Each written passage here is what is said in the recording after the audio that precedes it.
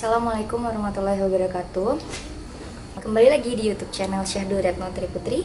Di sini saya akan berbagi cerita mengenai kedokteran gigi. Jadi saya akan bertanya pada teman-teman saya seputar kedokteran gigi. Oke, selamat menonton.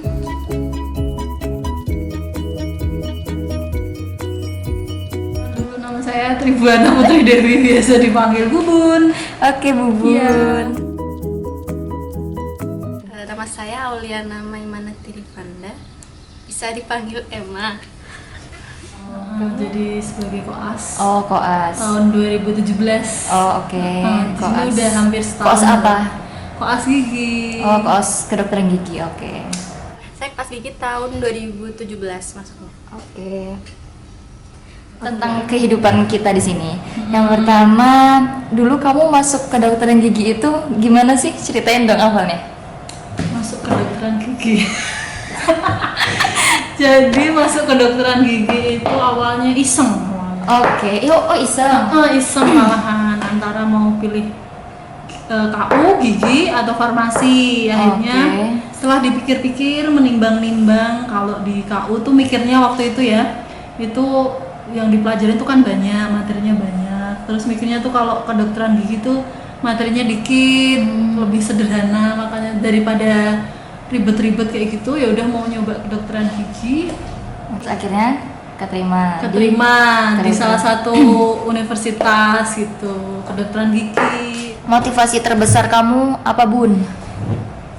Motivasi terbesarku ya orang tua, terutama ibu sih, karena ini kan yang nemenin aku atau nyemangatin aku tuh kan emang tinggal ibu. Jadi emang bapak kan udah nggak ada 3 tahun yang lalu, itu waktu kita masih S1. S1. Jadi ya kalau bisa sih memang harus maksimalin buat membanggakan ibu sih, terutama selain dari keluarga juga sih, dari kakak-kakak juga.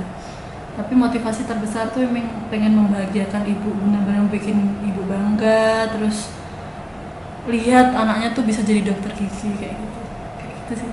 Udah itu aja. Aduh, jadi sedih deh. Oke. Motivasi terbesar ya, karena saya anak pertama, orang tua pengennya jadi dokter gigi, ya saya harus menghendaki itu. Berarti kayak emang kemauan dari kamu tapi kan? Ya tapi karena untuk kebahagiaan orang tua, jadi oke. saya berkehendak untuk menyelesaikan studi di kedokteran gigi ini. Kalau masuk ke kedokteran gigi itu berapa tahun sih, sampai selesai? Kalau S1-nya kan 4 tahun, kalau koasnya itu 2 tahun tuh cepet-cepetnya sih. Kalau lama-lamanya ya bisa lebih dari itu, karena kan sesuai dengan requirement yang ada, dan jika pasien itu mampu untuk datang dan pasien itu mampu untuk menyelesaikan semua perawatan yang kita lakukan, ya semua requirement akan terlaksana dengan baik. Tapi kalau misalkan pasiennya tidak bisa, maka requirement kita juga cuman setengah, maka tidak dianggap requirement itu. Jadi bisa lebih dari 2 tahun gitu, sangat bisa. Menurut kamu apa yang membedakan kedokteran gigi itu sama yang lain? Yang membedakan tuh koasnya. Oh, koasnya. Jadi Oke. kalau di kedokteran gigi itu koasnya tuh menurut saya lebih banyak tantangannya. Jadi di kedokteran gigi tuh kayak nyari pasien, terus nyari dosennya. Kalau ada pasien tapi nggak ada dosennya juga nggak bisa kerja. Ada pasien tapi nggak ada kursi pun kita juga nggak bisa kerja. Jadi banyak faktor lah di sini yang yang bikin seru sebenarnya sih, bikin seru, tapi ya suka dukanya juga banyak gitu sih. Oke. Kedokteran gigi beda sama yang lainnya. Kalau kedokteran gigi itu cari pasien sendiri, kemudian ya bayari pasien juga. Terus banyak sih bedanya, kayak misalkan kita tuh diberi semacam requirement gitu. Jadi kayak misalkan cabut gigi harus berapa, nambal harus berapa, terus scaling atau pembersihan karang gigi harus berapa, misalkan membuat gigi tiruan harus berapa. Itu harus diselesaikan dan harus memenuhi semua requirement itu.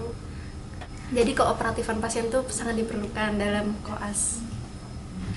Ada berapa faktor sih di kedokteran gigi itu? Banyak. Kalau di kedokteran gitu banyak faktor yang bisa membuat kita bisa cepat lulus atau enggaknya.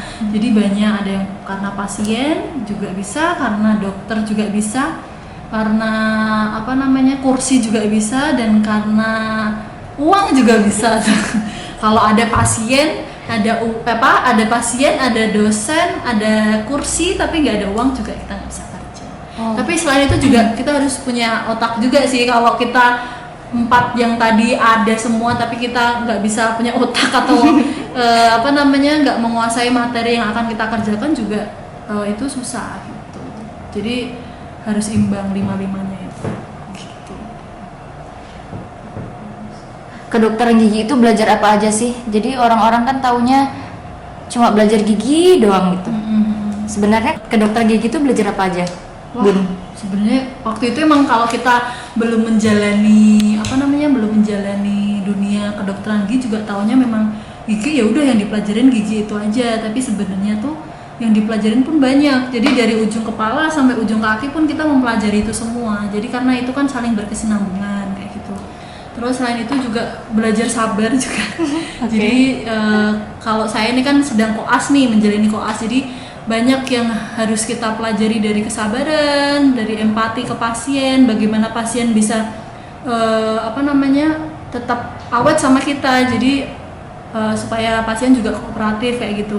Soalnya kalau kita nggak punya empati atau tidak punya rasa peduli juga, atau hanya pasien tuh hanya sebagai objek, atau nggak sebagai pasien yang memang harus dilindungi atau dirawat, itu juga pasien nggak akan nyaman juga sama kita. Jadi yang terpenting tuh pasien tuh harus nyaman dan percaya sama kita kayak gitu. Nah, dimana kita percaya itu didapat dari mana, ya kita sebelumnya harusnya sudah punya materi atau dasar-dasar untuk sebelum kita mengerjakan pasien itu sendiri. Jadi tidak hanya sekedar mengerjakan tapi kita tidak menguasai apa yang akan kita kerjakan kayak gitu. Mungkin ada beberapa orang yang nggak tahu tentang kedokteran gigi itu gimana sih gitu. Sebenarnya kedokteran gigi itu juga mempelajari ilmu-ilmu kedokteran umum juga. Misalkan contohnya kayak orang yang diabetes atau darah tinggi, itu manifestasi misalkan penyakitnya tuh bisa dilihat juga dari keadaan rongga mulutnya, misalkan bau mulut dan sebagainya, kayak misalkan giginya goyang atau ada penurunan tulang di gigi. Itu contoh-contoh manifestasi juga dari penyakit-penyakit sistemik yang ada. Jadi kedokteran gigi itu juga tetap harus mempelajari bidang-bidang kedokteran umum. Kayak misalkan kita nih mau cabut gigi, itu harus diperhatikan dulu, kayak tekanan darahnya gimana, terus suhunya pasien itu gimana, terus riwayat penyakit, atau pasiennya itu ada alergi obat atau misalkan alergi bahan-bahan tertentu, itu juga harus diperhatikan sih kalau dalam dunia kedokteran gigi.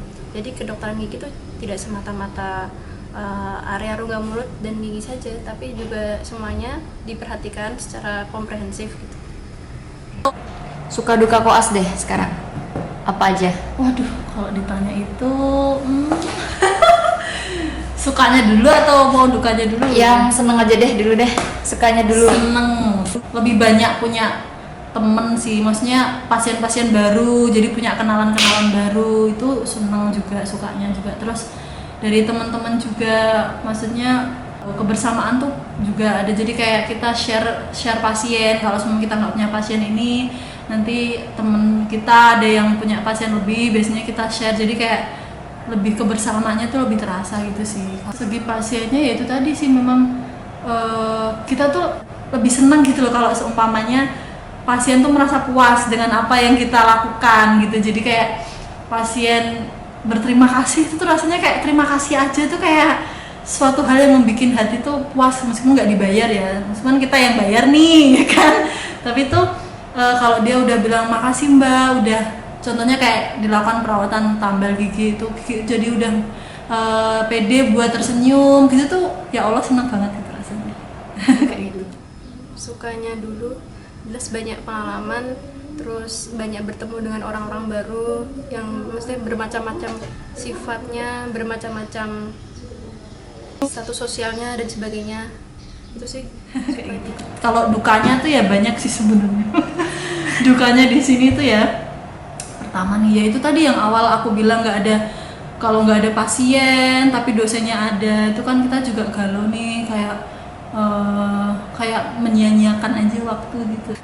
Pasien udah datang, dosen ada, tapi kursinya tuh udah nggak dapet gitu, karena di sini kan sistemnya tuh ada bookingan gitu. Kalau semuanya kursinya tuh 6, kalau kursi 6 itu udah terisi semua, itu ya kita harus nungguin atau waiting list dulu baru bisa kerja gitu. Dukanya ya. Nah, dukanya Apa sih duka koas? duka terus. Duka koas yang pertama paling kalau misal ditinggal pasien itu kan menyedihkan sekali ya, soalnya kan kita melakukan perawatan itu sampai akhir, terus kadang-kadang pasiennya sudah di pertengahan perawatan atau di akhir perawatan kan harusnya kontrol, nah pasiennya tidak bisa datang lagi. Padahal kalau kita tidak menyelesaikan semuanya, kita juga untuk tanggung jawab requirement kita tuh belum terpenuhi gitu loh. Tapi ya itu buat belajar kita untuk ini sih sebenarnya, buat belajar sabar sama ikhlas kalau di koas itu. Faktor apa saja yang menentukan untuk segera lulus di kedokteran gigi, Bun? Terutama di koas ya. Pertama tuh faktornya ya dari diri kita sendiri. Kalau diri kita itu malas-malasan juga kita bisa aja lulusnya jadi lebih lama gitu. Tapi kalau faktor dari diri kita sendiri itu udah merasa semangat atau punya niat dan memang ada pasien, itu insya Allah bisa kok kalau kita punya tekad, punya kemauan dan punya semangat. 3 kata untuk koas kedokteran gigi.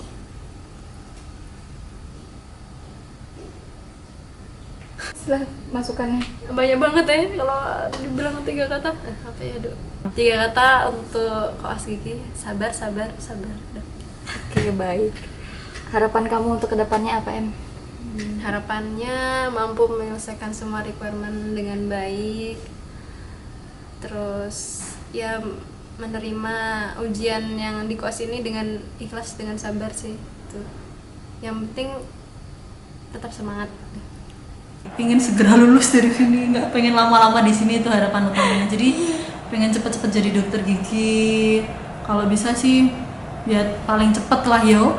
Maksudnya paling cepet tuh gimana ya, tepat waktu tapi juga nggak terlalu lama-lama amat gitu loh. Jadi harapannya pengen cepet-cepet jadi dokter gigi itu tadi, karena pengen cepet-cepet ngembaliin uangnya orang tua juga, itu penting banget.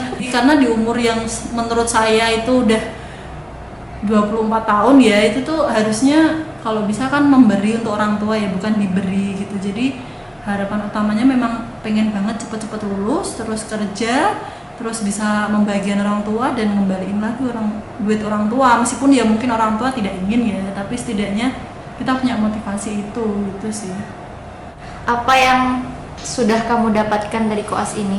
Ya maksudnya yang sekarang juga masih kita jalanin. Hal-hal positif yang terjadi di hidup setelah koas ini ya. Setelah kita koas ini, saya rasa tuh merasa kayak lebih deket aja gitu sama yang buat hidup. Karena